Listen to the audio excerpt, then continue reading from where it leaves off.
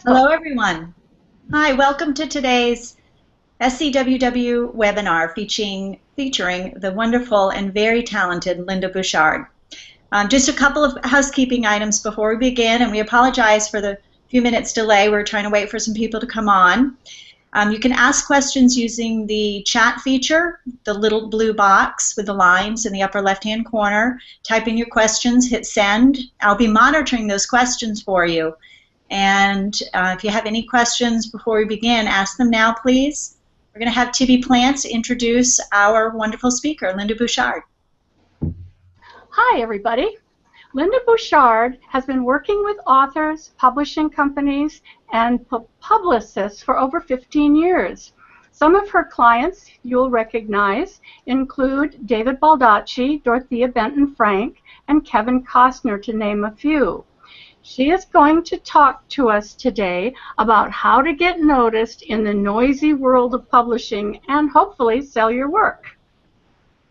Well, thank you for that, Tiffy, and it's great to be with everyone.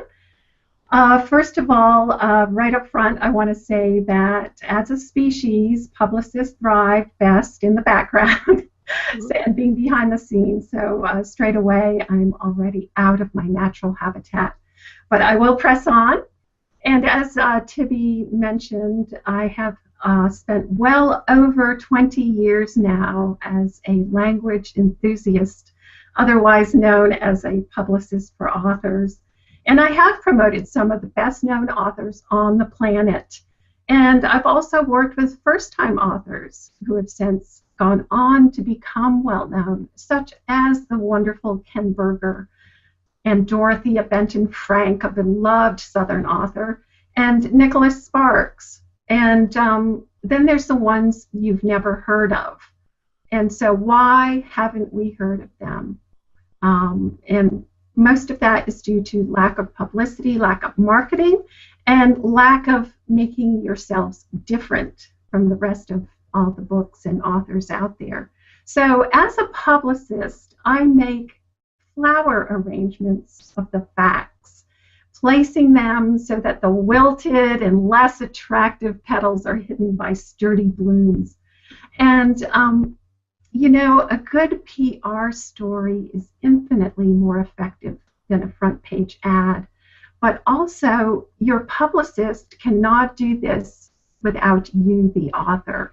And so being an active and willing participant in the process is absolutely important. It is a collaborative effort.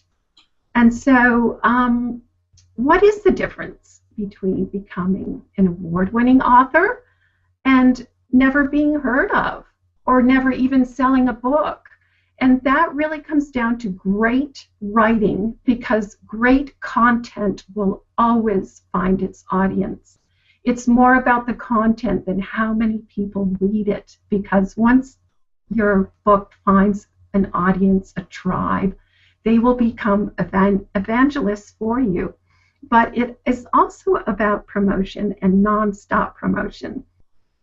If I had a nickel for every time someone said, gee, Lynda, I've written this book, how do I sell these things?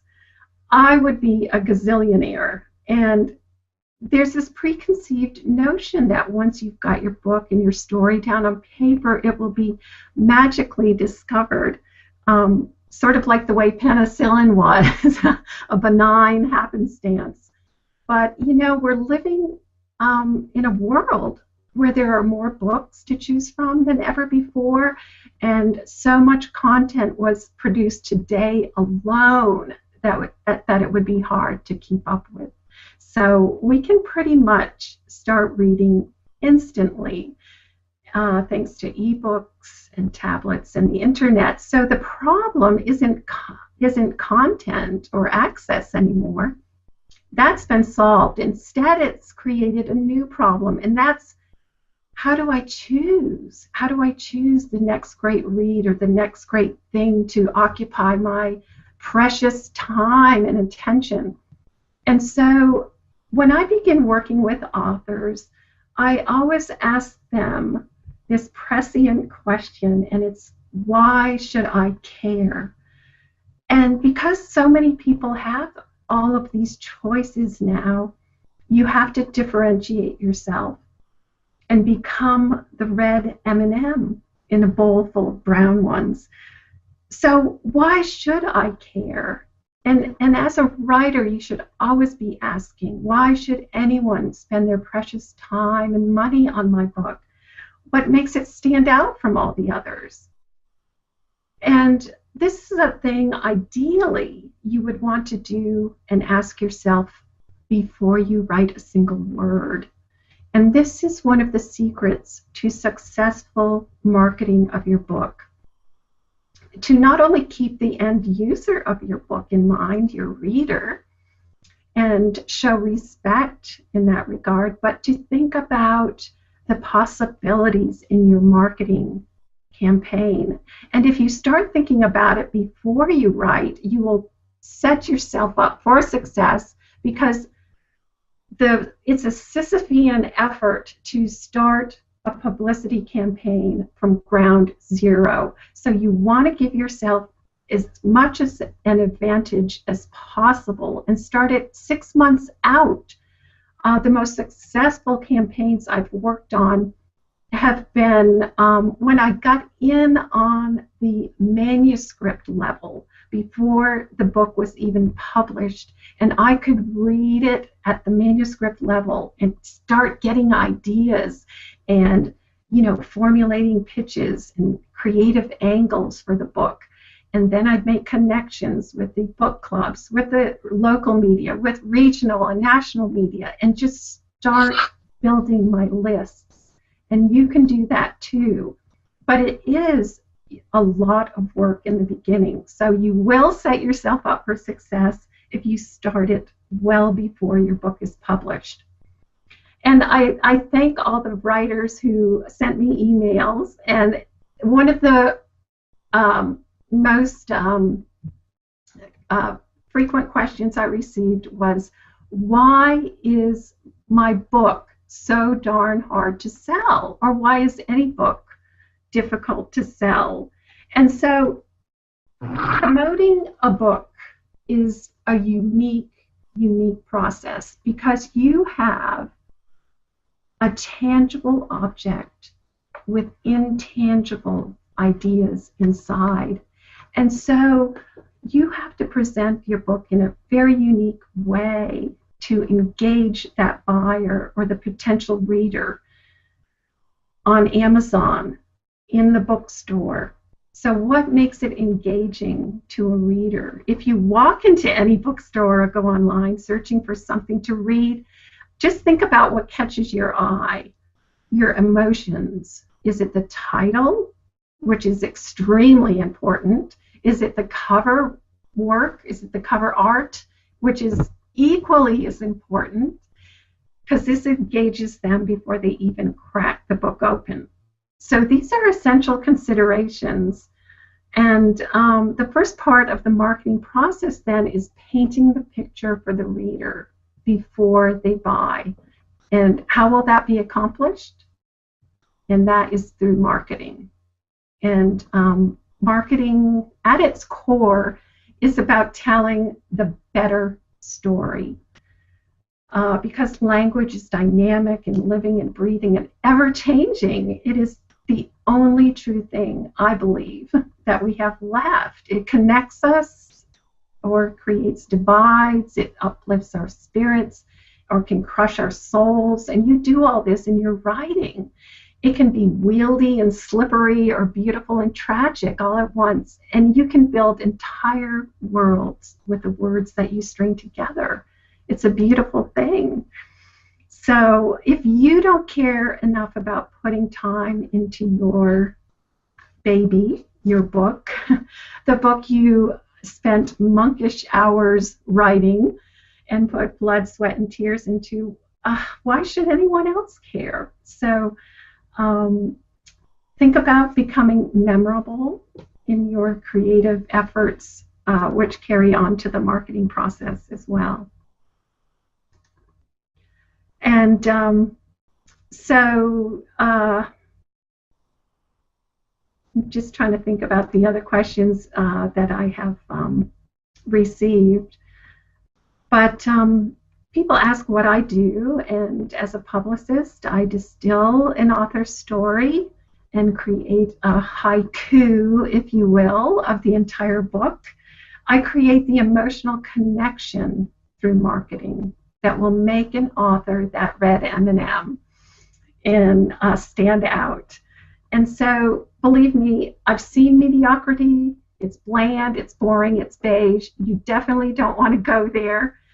You want to be different. Don't be afraid to be different. Different is great, good. All things that are noticed are different. Just think about drinking a cool glass of water on a hot summer day. It's that dissonance that creates the palette for your work. And so do not be afraid to be different. And also, as a publicist, I'm the interpreter and translator for an author's work. I deconstruct it. I read a manuscript very carefully for ideas and for articles, for pitching angles. And then I put it back together in a way that will resonate on an emotional level to the public. And so the person that you are selling or marketing your book to must see the perceived value in your work, or they won't buy it. And that is often the greater value, the perceived value. And so one doesn't have to be holding a book to conjure up those feelings. And so in your publicity and promotion efforts, you want to create those feelings and tell the why of you. Why is this book important? And the why of you is often your backstory. And backstory really matters in marketing.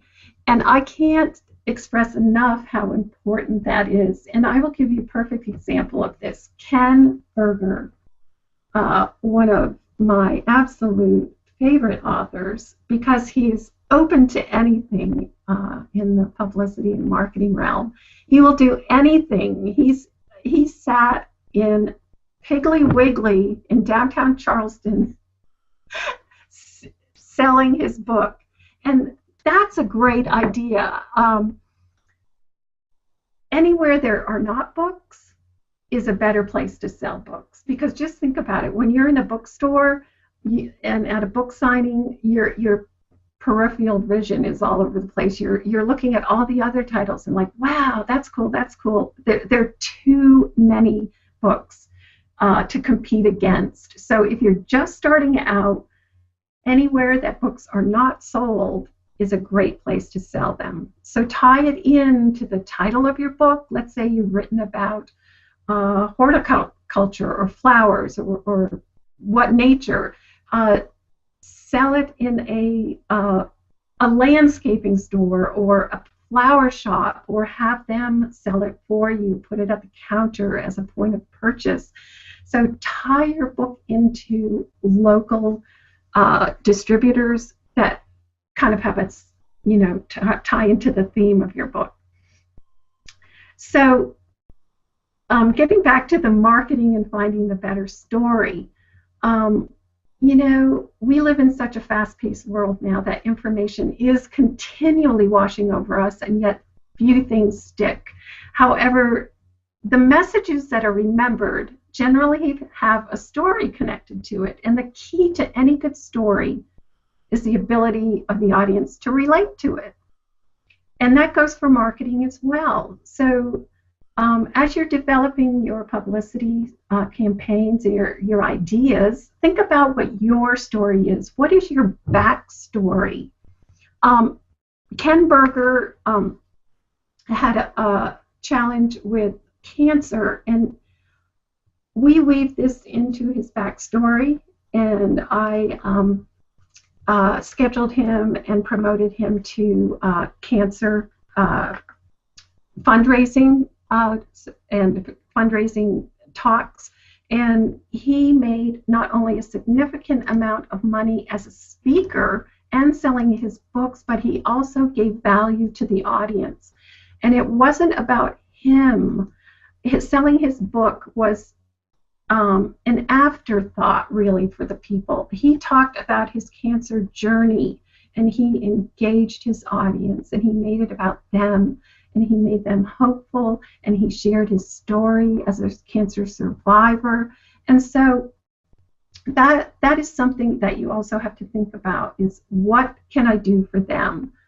Sure, you've written this great book, but now how can you help others? How can you do what Ken Berger did and share your backstory with others? And part of that, too, is your bio. Do not make your bio boring. When he first started out, his bio was rather bland. And so I said, I always ask my authors, what are 5 things people don't know about you? And you can use those things in your marketing efforts. So I asked Ken that question, and I came up with a great bio for him, which just stood out, and people love it.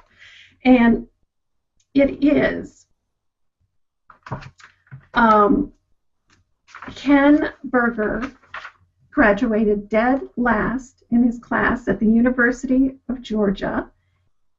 He has been married 5 times.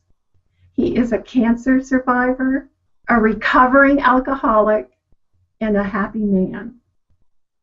Now, that is not a boring bio.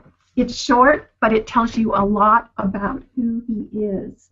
And so we used all of those things as leverage to sell his book.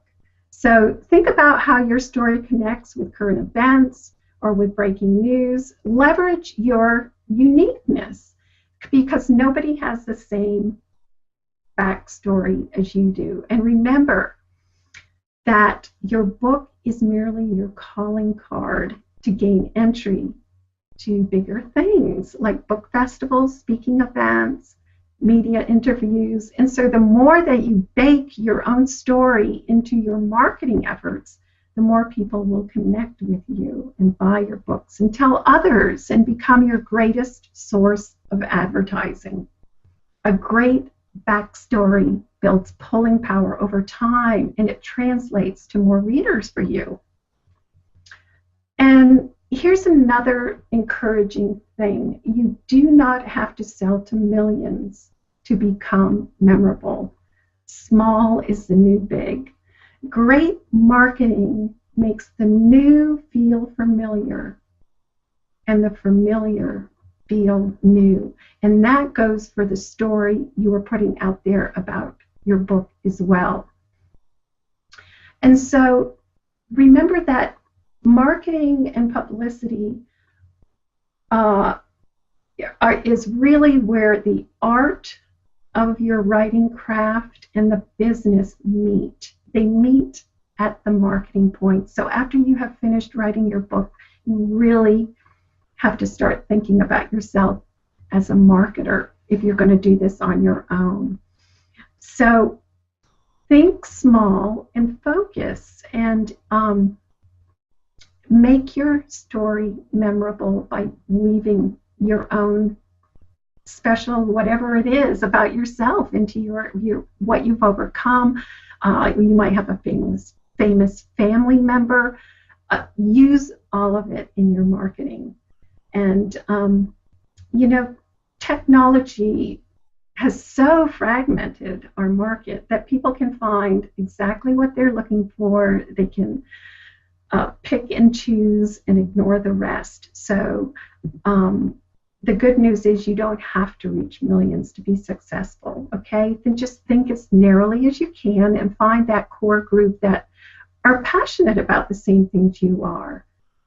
And your story will resonate more intimately with them, and then your circle of influence will begin to expand. Small is agile. And something else I can recommend for you is to think outside the book to create your better story. It may sound counterintuitive, but if you want more people to buy your books, stop selling and start creating relationships. And that is done through speaking at Rotary clubs, leaving books in the doctor's office, giving books away, getting involved in book festivals, talking to library groups. Just create as many authentic relationships as you can. Social media is a great place to announce things and get things started. And I use social media really for research more than anything else, because it doesn't go as deeply as traditional media does, and those one-on-one, face-to-face relationships. We're actually becoming more isolated than ever, so people crave that human connection. So capitalize upon that and use everything in your arsenal to connect with people on a one-on-one basis, face-to-face. It's probably the most significant approach is to have the real face time with others, because people are starved for relationships these days. So attending conferences, as I said, speaking to groups, and all that will create positive energy for you and for your readers, because they love to meet writers. If they're anything like me, writers are their heroes, and it's such a courageous thing to be a writer, and they love meeting you face to face. So once they know your backstory, the why of you, they will feel more valued and engaged, and their perception of you will be positive because of those authentic connections. And remember, there's only perception, so their perception of you beforehand, during, and after, it's all important. So continually ask yourselves, how can I connect with my readers in that authentic way? Just think about this. This is a very, very simple example. What is more interesting, buying lemonade from a vending machine or from a lemonade stand? It's the same product, but the story surrounding the lemonade stand is what is engaging. You think, why are they selling lemonade? What are they saving up for? It's just so much more engaging on lots of levels. So stories in marketing matter. And not just because they educate and entertain, but because that message you put out there is going to last a very, very long time, just as the words that you create in your books will last far beyond you. They will outlive you. Just think about the cave paintings on the wall and the Magna Carta or any great work of art. It will far outlive its creator. So you want to make it special, memorable, and relatable.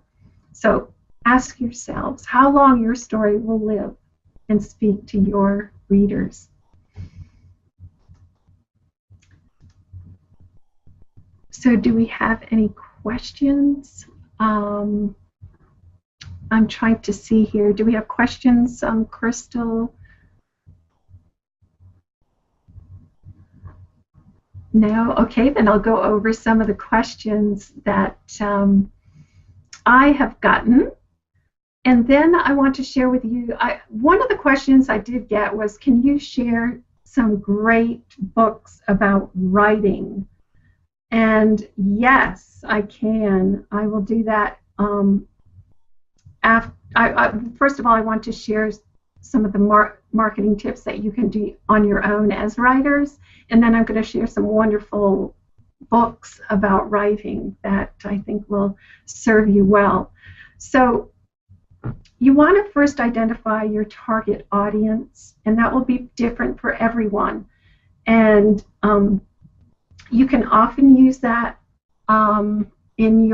in fact, you will use that in your marketing efforts. Who is your target audience? Where do they live? Are they mostly female? Are they male? And you don't want to think that everyone is a potential reader. As I said, small is agile, think small. In reality, some people are more likely to purchase one book over another. So think about who your book would appeal to, the age range, what activities perhaps are, do they pursue. The more you narrow your focus, really, the easier it will be to locate and identify your audience, and as a result, promote your book. And start locally. It's like dropping a pebble into a pond. That circle begins small, but it widens as you create more and more momentum for yourself. And you can leverage each interview, each article for greater and greater things. And you can use that to support your book as well by saying, hey, I just had this, this article as seen in, or put a link to your radio or TV interviews or any interview on your website. And that is also critical, having a website up and going the moment your book is out, or before even. A wonderful user-friendly website that you can easily update and keep current is absolutely essential. So begin locally and make those connections. Take a reporter to lunch, to pop into your local bookstore, talk with them, let them know you've got a book coming out and that you'd like to have an event there. Just create those connections. And regional and national media will be more interested in what you have to say if you have some local press to leverage. You don't want to start out bigger. You want to start out small and then work out. So another important and very valuable idea I can share with you is to create your one-sentence summary of what your book is about. Because you'll say, hey, I've written this book, and they'll say, really? What is it about? And if you have to stop and think about it, that's not good. You want to have a short, memorable, 1 or 2 sentence pitch, elevator pitch, if you will, or synopsis of what your wonderful book is about, and have that ready. And it will be useful to you in your interviews as well, and in the promotion of your book. Very memorable, short, sweet. And it could be, no longer really than 2 or 3 sentences. And focus on your book's important points, or what you consider the selling points for your books, and those qualities that make it unique and special. Creating a professional media kit is absolutely critical. It will allow you to have your materials well organized, and having that organized will focus you in your interviews and when you speak in front of audiences, and you will have readily available material for anyone that goes on site to look. You will want to place your media kit on your website, a downloadable media kit. And so before you can gain attention for your book, you should compile this information so that it can be sent out to the media. And it should include your bio, a brief bio, 1 or 2 paragraphs at the most. Maybe a pitch letter introducing yourself, but definitely a generic and general press release about your book where it can be purchased, the publishing information, and a synopsis of what it's about. A great professional photo. I cannot emphasize how much a professional photo will make a difference. Any positive endorsements or reviews that you've garnered ahead of your publication. Sample interview questions. Let's say you want to talk with a book club. you will want to have a list of readily available interview questions for a book club that they might want to consider. And also this is invaluable for the media, because you really do have to think like a journalist. They're very busy, and so the more that you can help them do their job, the more they will love you, consider you a great interview, invite you back.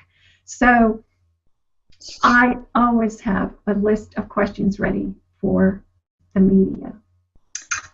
Lynda, can I interrupt for a moment? You may. Thank you. I'm a facilitator, but also a writer.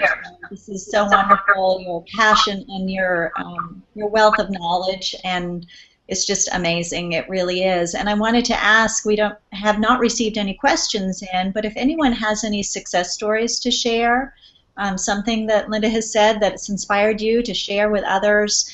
I think it's always wonderful when writers and authors are able to help one another.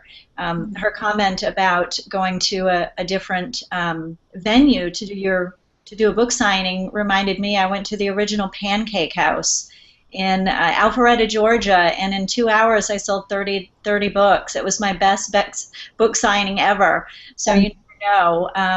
But I do want to ask myself, Lynda, it may be good for everyone to hear, if you can tell us a little bit about your services and what you can do to help, either as a full package or carte blanche, and let us know how it works. Oh, fabulous. Of course, of course. I would love for anyone that's online today listening to this or in the future to contact me. I work with both first-time authors as well as established authors that have another book coming out or a series of books, and I also am an editor, and I do it all really. I coach you from before you write your book. I do consultations and coaching sessions. So I work before the book is published till well after a book is published, and they can definitely go onto my website to find out more, and that is bookingauthorsinc.com, and I think that information will be available afterwards as well to you. But basically my services are pretty broad, but they deal with authors and specifically Southern authors. And so I have a great focus on the South, a great deep professional relationship with the local media, and therefore I can help you in that I have already established these relationships, and they often book an author because of their relationship with me, not because of the author. So that can help you. Their relationship with a publicist is very important. And so with these established relationships, it can kind of jumpstart you in your career and your book sales. So working with a publicist is important in that respect, and that is something that I offer my clients, is that those established relationships. And I'm also a writer. I pitch articles, I write articles on behalf of my authors and clients. Many of them you'll find on the web if you just Google my name. I write a regular blog post for this great website for writers called Where Writers Win, and that's www.com, and it's a wonderful resource for writers. But basically, I don't know, it's why hire me is just understanding the ever-changing landscape is hard to keep up with. And that's something that I do. I keep up with it. I research. I read a lot, and I read outside of my industry, which is important because it gives me perspective. And I help you achieve your goals. And I help you keep organized,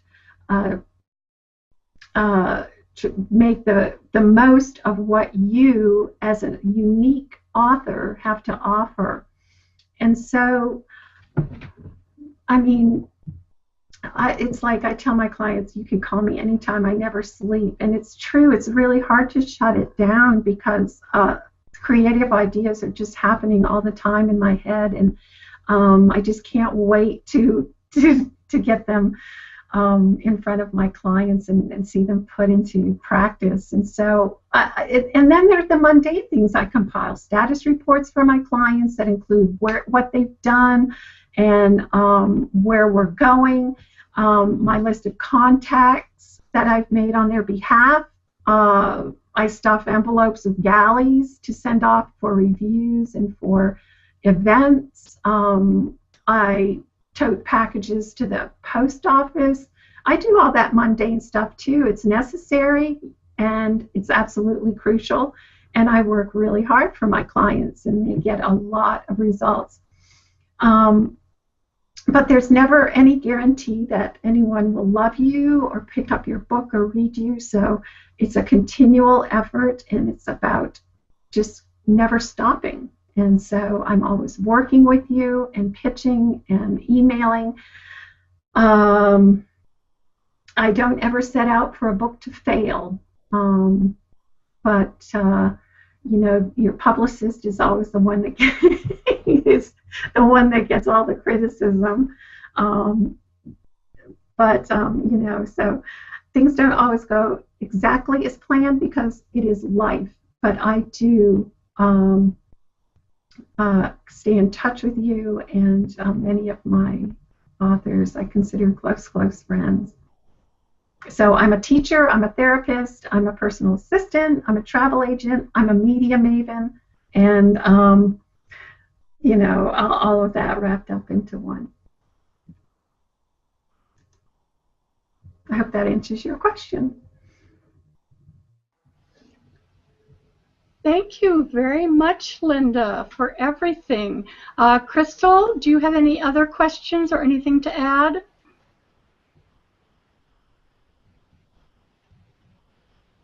I would like to share if I have a little bit of time, Tibby, the recommended books for writers. Yes, that would be great. Is that okay? Number one would be my absolute favorite, it's called On Writing by Stephen King. And my favorite too. Right. I mean, this guy, to me, he's one of my absolute favorite writers. And his book on writing is equally as engaging as his fiction. And he relates his personal story of becoming a writer, and then he offers a toolkit of clear advice about everything from dialogue to descriptive passages on revision. And he even has examples in there about his own manuscripts that are crossed out. So it's really a great book. And lots of tips for writers on submission. And gosh, it's a page turner, and it's wonderful, just like all his other writing. I cannot recommend it highly enough, and it's funny. It's everything you expect from Stephen King. And then there's by Natalie Goldberg, Writing Down the Bones, and she has a new book out, The True Secret of Writing. And that's Natalie Goldberg, B-E-R-G. Then the Bible of writing books, The Elements of Style by William Strunk and E.B. White. It's not a sexy book, it's not glitzy, but it's the bare bones of what writers should be doing. And of the hundreds of books that are out there on the craft of writing, this one by Strunk and White is like the elegant granddad of all the writing books. It's a slim volume, and it's not touchy-feely, but it is just absolutely critical for any writer to pick it up and glean advice from it. because it's about style and stylistic innovations. Whether you're a first-time author or have a string of publications, there's something to learn from that. I can highly recommend Anne Lamott, Lamott, Bird by Bird. And this is an engaging book. It'll have you howling with laughter and weeping the next as she recounts with absolute brutal honesty the joys and the travails of her writing life. She was a single parent. She overcame addictions, and she came to faith, and she relates it all in this wonderful, instructive, right? Mm-hmm. I could. Yeah, Okay. it's a great book. It is. And I want to, just before I forget, because I use Where Writers Win as a resource often. They're right here out of Charleston, and the address is writerswin.com. Writers Win. Okay, just for everyone. It's a great resource. Yes, it's chock full of and Sherry and her team. Right. Mm-hmm. So I'm getting a little bit of feedback, so I'm not sure if you can hear that. But that one other book I'm writing, I'm trying to think of it now, is maybe Annie Dillard, The Writing Life. It talks about, again, her personal view on writing, and it's hard to, make prose wonderful when you're writing about writing, kind of, but she does that, and it's very rare. And I resonated with her honesty about how grueling the craft can be, and I think this is one of my top books as well, right up there with Stephen King's about writing. So I hope that helps and gives a starting point for folks out there on where to look for advice on writing. Well, thank you very much, Lynda. We really appreciate your taking your time to do this. Oh, my pleasure. I'm going to put up your website so that everybody can see it. Wonderful. Thank you, Tibby. Thank you so much for the opportunity and for the folks that tuned in today. I appreciate it so much. Thank you. So if everybody will just stay on. I'll get the website.